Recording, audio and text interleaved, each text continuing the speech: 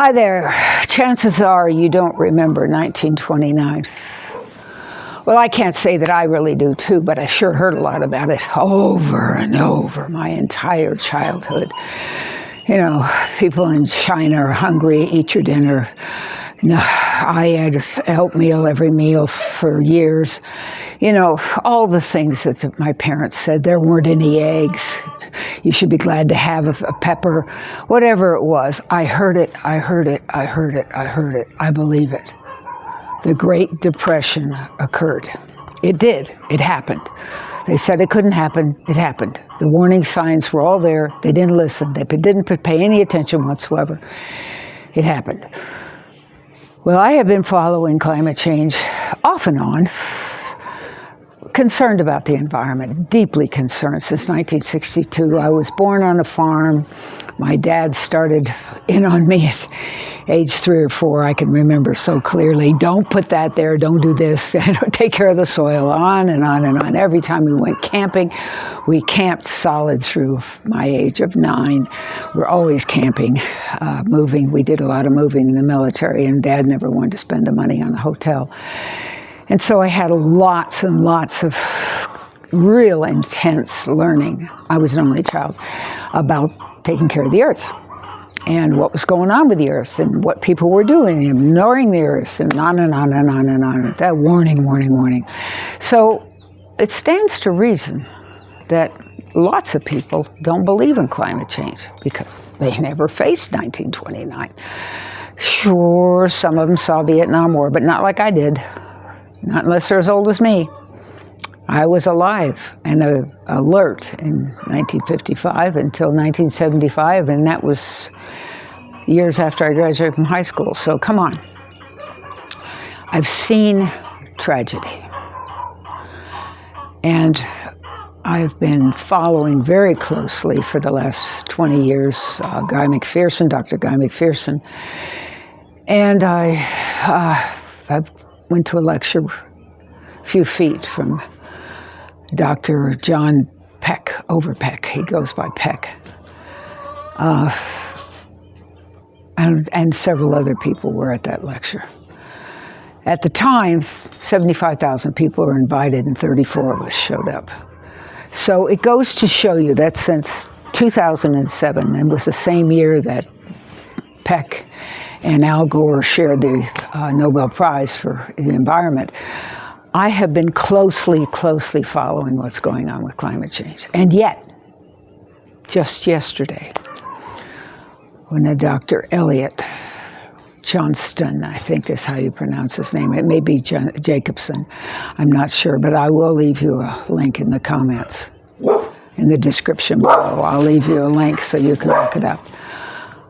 The 40 things that are or will happen with climate change. 40.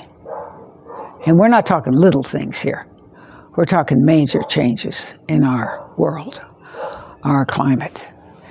It's not going to be a place where we will be comfortable. We may not even survive for very much longer. That's the truth. Now, those are the words of the experts. I'm just repeating what they're saying to me and how it makes me feel.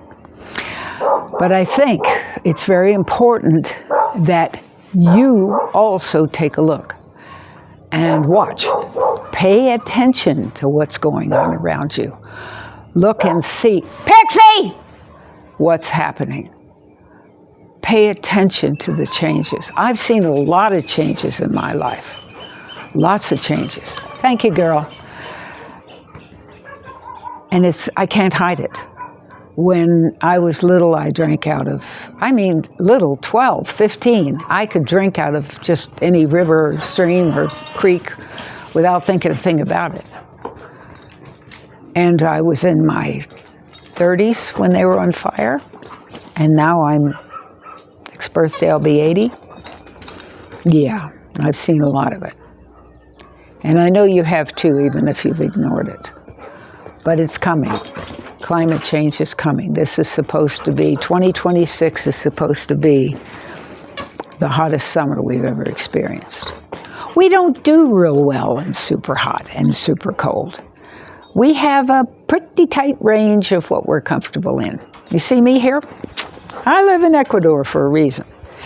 Coldest I've seen in 13 years was 58 Fahrenheit, and the hottest I've seen in 13 years was 86 until about 2 weeks ago.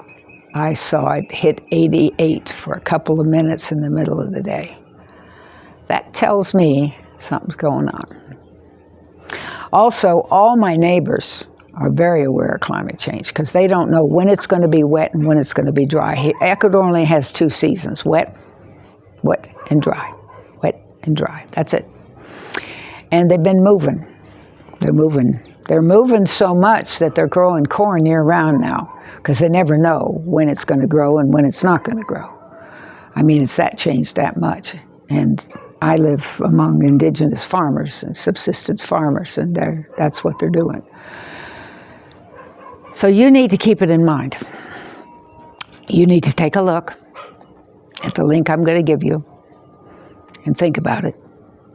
You really need to think about it. Pay attention because, as I've told you in other videos, put away some water. You know wars are going on. Have an extra 5-gallon tank of water somewhere, just a big old jug. Put away some rice, lentils, garbanzo beans, black beans, pinto beans, something. Put away a few things because you just might need them. You never know, and it won't hurt a thing to have them on hand. Besides, the price is going to go up. Things are changing. I honestly believe things are changing. And I think ignoring it isn't going to help, especially if you have children. And being a retired teacher, that really, really bothers me. I worry about the kids. I already know of children who don't want to go to regular school, public school. They don't even care about getting out of high school. And they figure there's no reason to go to college. There won't be any jobs. And AI is coming in there too, taking away all the energy that we need that we're going to be short of anyway because of the Strait of Hormuz and all the other things that are going on. We're in the middle of a multi-crisis. If you accept it, you're going to be better off. The sooner you accept it, the better off you're going to be. You don't have to overreact. You don't even have to talk to your friends about it. They're not going to listen to you anyway. But you do have to make some choices for yourself, for your family. Believe me, knowing I've got a few jars of rice in there and a few jars of lentils makes me feel a little better. I know that I've got a little bit to eat. Oh, yeah, and I've got some oatmeal. If you got any questions for me, answer down in the description. I'll be glad to meet you on Zoom, too. I'd love to talk to you. Thank you so much for being here today. And when you're down there, check out Summerland. Summerland's a nonprofit I've managed for 34 years, or actually almost 36 years. And 2 of us are artists making things to remind you to take care of our planet, because it needs it. Thank you. Thank you for being here.